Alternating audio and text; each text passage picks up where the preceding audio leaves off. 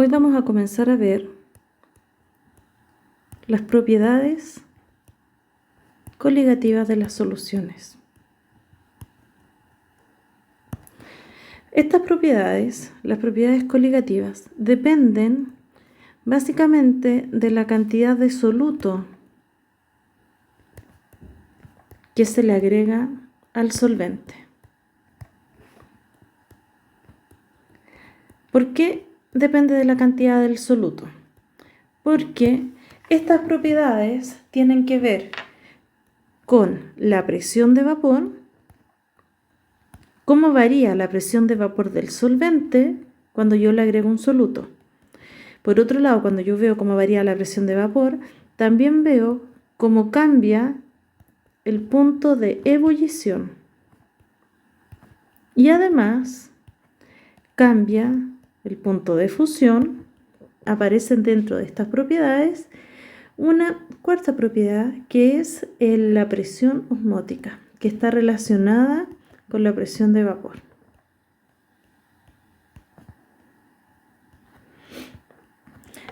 Entonces, cuando yo veo o quiero estudiar las propiedades coligativas, es muy importante conocer la cantidad de soluto que nosotros le agregamos al solvente y vamos a ver que se van a variar estas propiedades que están acá. Y esas son las llamadas propiedades coligativas. Lo primero que vamos a ver, o lo primero que vamos a trabajar, va a ser recordar o entender qué es la presión de vapor. ¿Ya? La presión de vapor es una fuerza que ejercen las moléculas sobre el recipiente que los contiene. Lo primero que vamos a trabajar va a ser la presión de vapor. Este es un recipiente que yo tengo, un recipiente abierto, y la presión de vapor va a ser la fuerza que ejercen las moléculas de mi sustancia, esta, en este caso, frente a las paredes del recipiente. Esa es la presión de vapor. Una vez que yo aumento la temperatura, ¿cierto?, de mi recipiente, aumento la temperatura, de mi solvente, este va a comenzar a evaporarse y va a empezar a ejercerse una cierta presión de vapor. Si yo tapo este recipiente, como veo acá, que esto está tapado, si yo tapo el recipiente y quiero medir la presión que ejercen estas moléculas, se utiliza un nanómetro de mercurio y el espacio o los centímetros que es desplazado el mercurio, como veo acá en la columna, va a corresponder a la presión de vapor que está ejerciendo ese líquido. ¿Se entiende? Entonces, con este manómetro yo puedo medir la presión que tiene este componente. Puedo medir la presión que tiene este compuesto, que en este caso podríamos pensar que hablamos de agua, ¿cierto? Ya.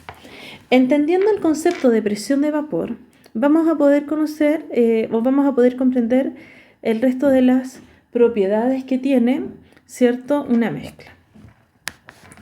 Cuando yo tengo una solución, voy a recordar que tengo un solvente y a este solvente, ¿cierto?, yo le agregué un soluto.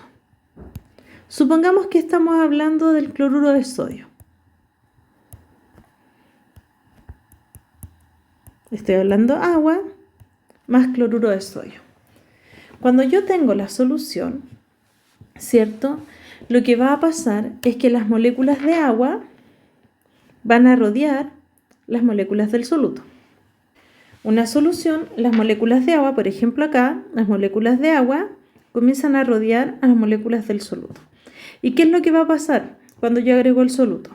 Si yo tengo una determinada presión de vapor, que es la fuerza con la que las moléculas chocan con las paredes, pongamos que es lo que yo puedo ver acá, si yo agrego un soluto, el soluto va a generar una cierta interacción con el solvente.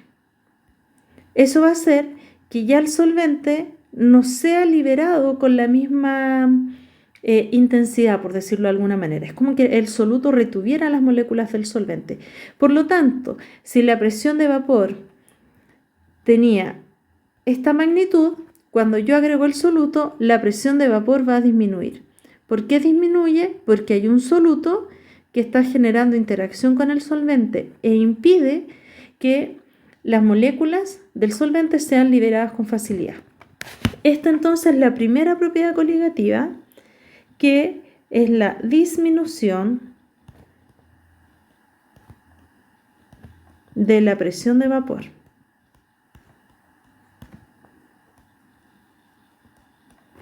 Entonces, la primera propiedad que vamos a ver es la disminución de la presión de vapor de mi solvente. Matemáticamente, esto se puede representar con la ley de Raoult, que dice que la adición de un soluto no volátil, como por ejemplo el cloruro de sodio, a un disolvente volátil, como el agua, provocará la disminución de su presión de vapor, que es lo que vemos acá. Matemáticamente, esto se expresa de la siguiente manera. La presión de vapor, entonces, de mi solución va a ser igual a la fracción molar del solvente por la presión de vapor de la solución. ¿Ah? Va a ser igual a la presión de vapor de la solución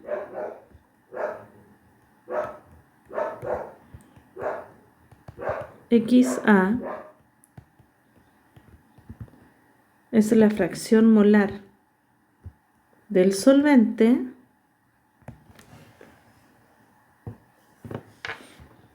y PA0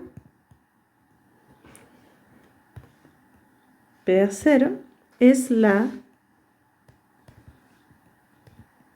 presión de vapor del solvente puro. Entonces, la ley de Raoult dice que la presión de vapor de mi solución se va a ver afectada por la cantidad de soluto que yo agregue, y matemáticamente va a ser la presión de vapor del solvente, perdón, de la solución, va a ser igual a la fracción molar del solvente por la presión del solvente puro. De esta manera, entonces, yo puedo calcular la presión de vapor de mi solución. La siguiente propiedad que vamos a ver va a ser la elevación del punto de ebullición o ascenso ebullioscópico. Para eso primero tenemos que entender qué es el punto de ebullición. Entonces, el punto de ebullición es la temperatura en la que la presión de vapor se iguala a la presión atmosférica. Recuerden que nosotros estamos rodeados sobre un conjunto de gases que es la atmósfera, ¿cierto? La atmósfera ejerce una presión sobre todos los cuerpos que están en el planeta, ¿cierto? Esta presión vamos a representarlo de alguna manera, vamos a decir que es descendente. Entonces tengo la presión atmosférica. Si yo tengo un recipiente con un líquido, supongamos que yo estoy a nivel del mar, ¿ya? Supongamos que estamos a nivel del mar y yo tengo, supongamos que estamos a nivel del mar, ¿cierto? Y yo tengo un recipiente que lo estoy sometiendo a calor y tiene moléculas de agua, ¿cierto? El líquido va a ejercer una presión sobre el entorno que nosotros ya conocemos como la presión de vapor, ¿cierto? Entonces, cuando esta presión de vapor se iguala a la presión atmosférica, la temperatura en la que yo produzco esto, que la presión de vapor se iguala a la presión atmosférica, decimos que es la temperatura de ebullición, o hablamos de que es el punto de ebullición. Entonces, a nivel del mar, la presión atmosférica es igual a 1 atmósfera. Por lo tanto, para que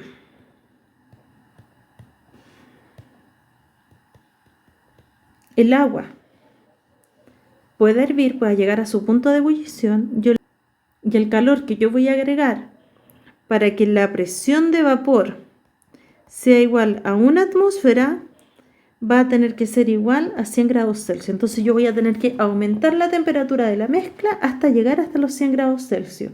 Y una vez que yo llego a los 100 grados Celsius, la presión de vapor es 1 atmósfera. Y esta es igual a la presión atmosférica. Si yo tengo 70 grados Celsius, esa presión de vapor va a ser más baja. Por lo tanto, no voy a llegar al punto de ebullición. ¿Ya? ¿Qué pasa cuando yo agrego un soluto? Cuando yo agrego un soluto, supongamos que tengo agua más sal, yo voy a tener las moléculas de agua, ¿cierto? Y estas moléculas de agua van a rodear mis moléculas de sal, ¿verdad? Suponiendo que la sal son las esferas de color azul, entonces las moléculas de agua van a rodear, ¿cierto?, las moléculas de el soluto y va a generar una cierta interacción. Vimos anteriormente que cuando yo le agrego un soluto, si yo tengo acá el solvente puro, vimos que cuando yo agrego un soluto, la presión de vapor disminuye, ¿verdad? Por lo tanto, al agregar el soluto, como la presión de vapor disminuye, yo voy a tener que aplicar más calor, debo agregarle más temperatura, aumentar la temperatura. Entonces yo debo aumentar la temperatura para que la presión de vapor vuelva a subir y yo iguale la presión atmosférica. Gráficamente esto yo lo puedo representar de la siguiente manera. Si yo tengo un solvente, al aumentar la temperatura, ¿cierto?, en función de la presión, si yo aumento la temperatura, la presión va aumentando. Cuando yo agrego el soluto, la temperatura de inicio va a ser más baja la presión inicial. Por lo tanto, voy a necesitar más temperatura para llegar al punto de ebullición. Acá el punto de ebullición del solvente puro, si me doy cuenta, es de 0. Acá la temperatura es mucho mayor. Recuerden que hacia la derecha la temperatura va aumentando. ¿Ya? Ahora, esas diferencias nosotros lo llamamos delta P, que es la variación del punto de ebullición. Matemáticamente voy a tener que la diferencia del punto de ebullición va a ser igual a la temperatura de ebullición de la solución menos la temperatura de ebullición del solvente puro. ¿Ya? Entonces, esa diferencia de temperatura es lo que acá aparece como delta, acá sería delta T, esto que está acá. Esta va a ser la diferencia de la presión de vapor, pero esto que está acá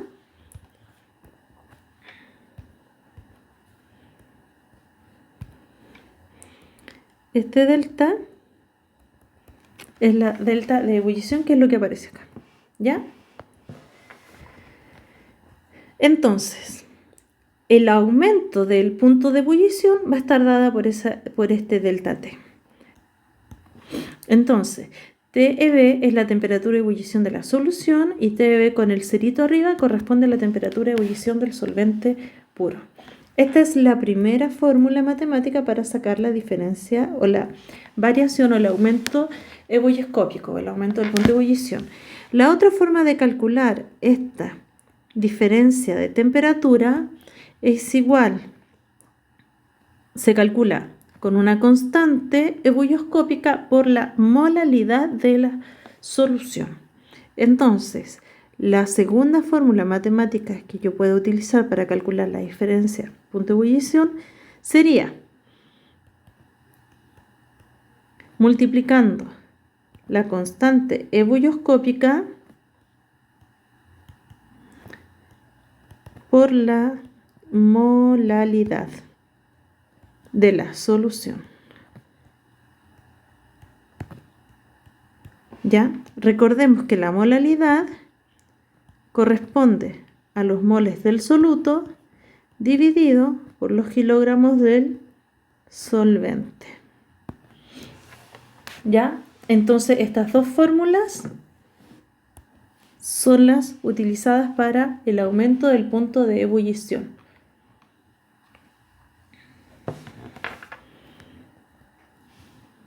Siguiente propiedad, disminución del punto de congelación o descenso crioscópico. Esta propiedad se relaciona con la anterior, con el punto de ebullición. Cuando yo agrego un soluto no volátil, al solvente se ve un descenso en el punto de congelación. Esto pasa porque hay una disminución en la presión de vapor cuando yo le agrego el soluto, ¿cierto? Como vimos anterioridad. Por lo tanto, para que se forme el sólido, tenemos que tener una temperatura mucho más baja. Matemáticamente vamos a tener que la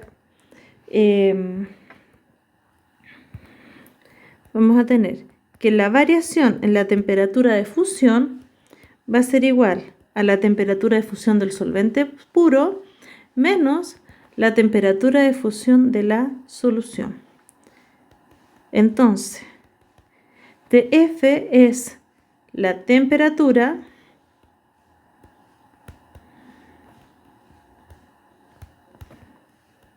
de fusión del solvente y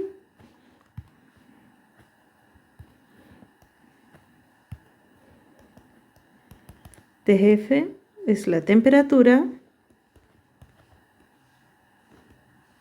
de fusión o punto de fusión de la solución. Esto es muy parecido a la variación del punto de ebullición. Y también hay una fórmula que es en función de la constante crioscópica por la molalidad. Kc entonces va a ser mi constante crioscópica y m es la molalidad.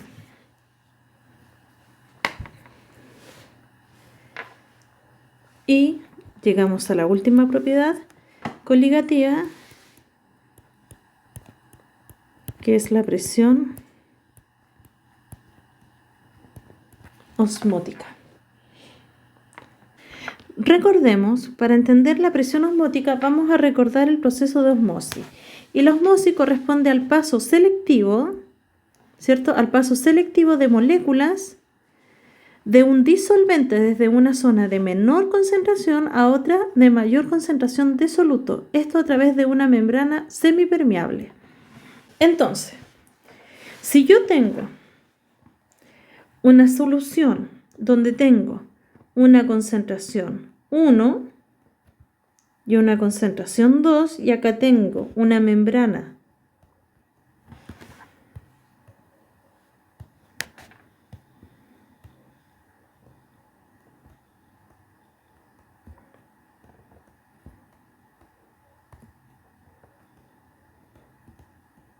yo acá tengo una membrana semipermeable, entonces veo que hay una concentración 1 y una concentración 2. Y claramente la concentración 2 es mayor que la concentración 1, ¿cierto? Tengo acá la concentración 2 y esta es la 1 y veo que la concentración 2 es mayor que la concentración 1. Entonces, ¿qué va a pasar? El agua va a traspasar esta membrana semipermeable, ¿ya? La va a traspasar aumentando la cantidad de agua, ¿cierto? Visiblemente yo veo que aumenta la cantidad de agua en el segundo caso. ¿Por qué? Porque este fenómeno va a ocurrir hasta que las concentraciones 1 y la concentración 2 sean exactamente iguales. Entonces va a haber este traspaso de agua desde la primera parte hasta la segunda. Va a haber entonces un traspaso de agua desde la concentración 1 a la concentración 2, de tal manera que ambas concentraciones se igualen. Ese desplazamiento, esa fuerza con la que ese desplazamiento ocurre es lo que nosotros llamamos la presión osmótica. Entonces, si yo mido esos milímetros que son desplazados, puedo conocer esta presión. Matemáticamente, la presión osmótica va a ser igual a los moles de soluto por R, que es la constante de los gases, por la temperatura de la solución, partido por el volumen total. Entonces, Pi, es la presión osmótica, N van a ser los moles de soluto que están en la solución, R es la constante de los gases,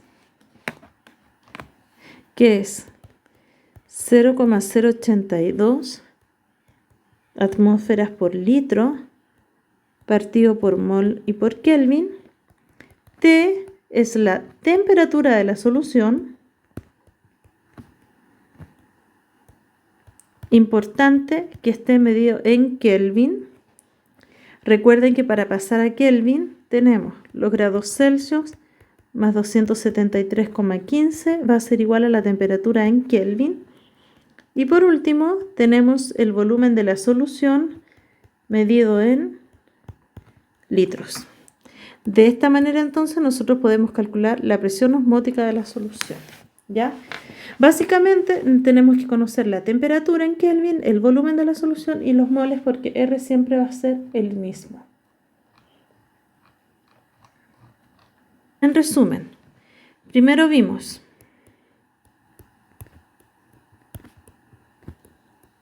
la presión de vapor, que calculamos la presión, que va a ser igual a los moles del soluto, por la presión de vapor del solvente puro.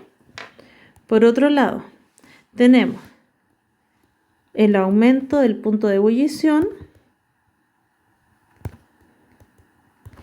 que es delta T, va a ser igual a la temperatura de la solución menos la temperatura del solvente puro, o delta T va a ser igual a la constante ebulloscópica por la molalidad. Tenemos el descenso crioscópico o disminución del punto de congelación, que va a ser, entonces, descenso del punto de congelación va a ser igual a la temperatura de congelación o de fusión del solvente puro menos la temperatura de fusión de la solución. O la constante crioscópica por la molalidad. Y por otro lado tenemos entonces la presión osmótica, que se representa por pi, que es igual a los moles del soluto por R por T partido por el volumen. Entonces, estas serían el resumen, ¿verdad?, de las fórmulas de las propiedades coligativas. Espero que les haya quedado claro. Vamos a hacer otro video con ejercicios resueltos. Ya, un abrazo a cada uno de ustedes.